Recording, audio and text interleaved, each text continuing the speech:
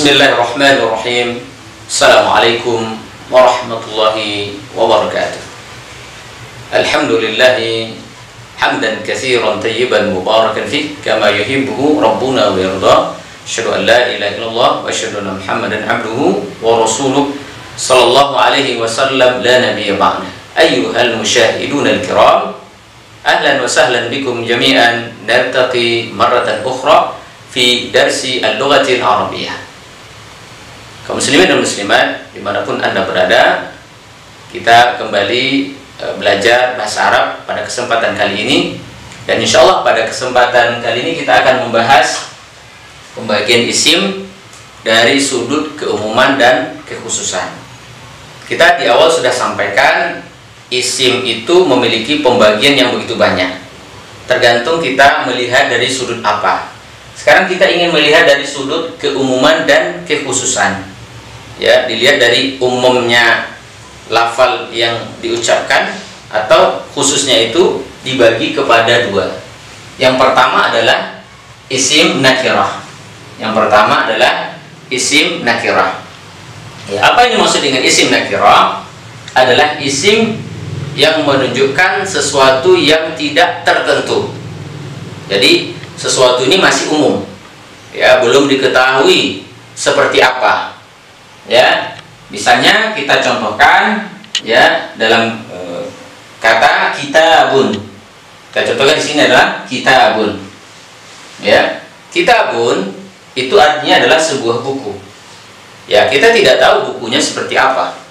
Ya, apakah besar bukunya atau kecil, atau nama bukunya kita tidak tahu. Ya, apakah itu adalah buku bahasa Arab atau buku fikih atau buku yang lain. Ya, ketika diucapkan kitabun itu artinya adalah sebuah buku. Ya, ini masih umum. Ya, atau misalnya filun. Atau misalnya apa? Filun. Filun artinya adalah seekor gajah. Ya, dan ini juga masih umum. Nggak tahu gajahnya besar, kecil, ya. Kemudian tua atau muda, kita tidak tahu. Yang penting, ya, ketika kita mendengar kata fil itu maknanya adalah seekor gajah. Kemudian juga dalam contoh yang lain, talibun. Dalam contoh yang lain, talibun. Apa arti talibun? Seorang murid. Seorang murid. Nah, inilah makna daripada nakirah. Ketika kita mendengar ada sebuah kata nakirah dan itu ditandai dengan tanwin, ya, ada tanwin di akhirnya, itu mengandung makna umum. Ya, kalau seandainya itu berupa benda, maka diartikan sebuah. Ya, kalau itu adalah benda, itu diartikan sebuah. Kalau itu berkaitan dengan hewan, maka diartikan seekor.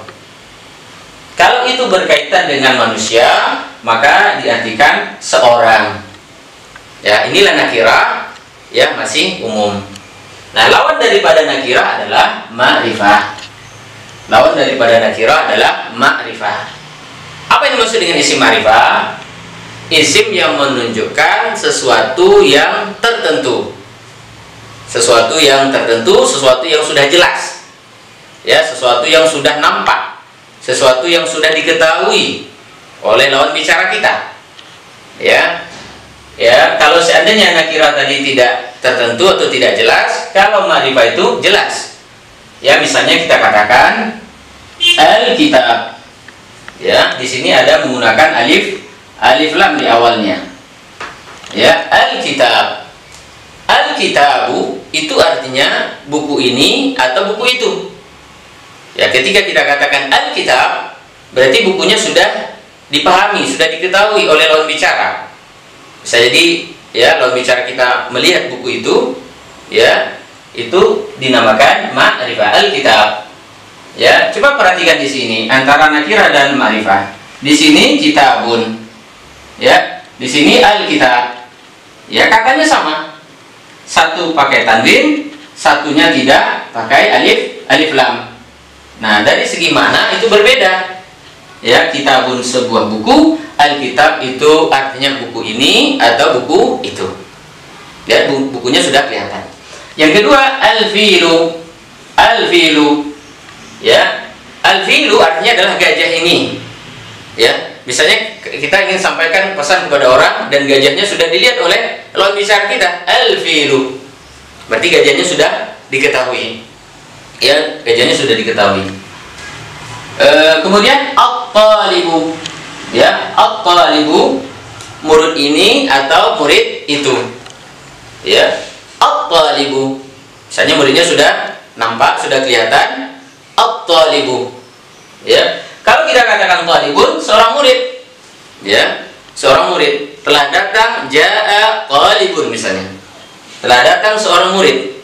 Ya, muridnya tidak diketahui atau tidak jelas.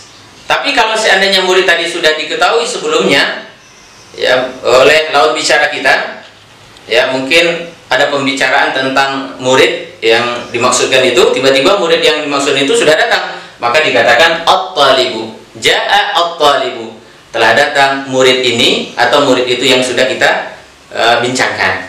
Nah, disinilah ya perbedaan mendasar antara nakirah dan ma'rifah. Nakirah tidak jelas, ma'rifah itu jelas. Dan itu bisa diketahui dengan tanda. Nakirah ditandai dengan tanwin, ma'rifah salah satu tandanya adalah menggunakan alif lam. Ya, ini perbedaan yang mendasar. Ya, ada lagi perbedaan-perbedaan selanjutnya, insya Allah akan kita bahas ya pada pertemuan berikut. Subhanallahumma bihamdika asyhadu an la ilaha illa anta astaghfiruka wa atubu ilaik.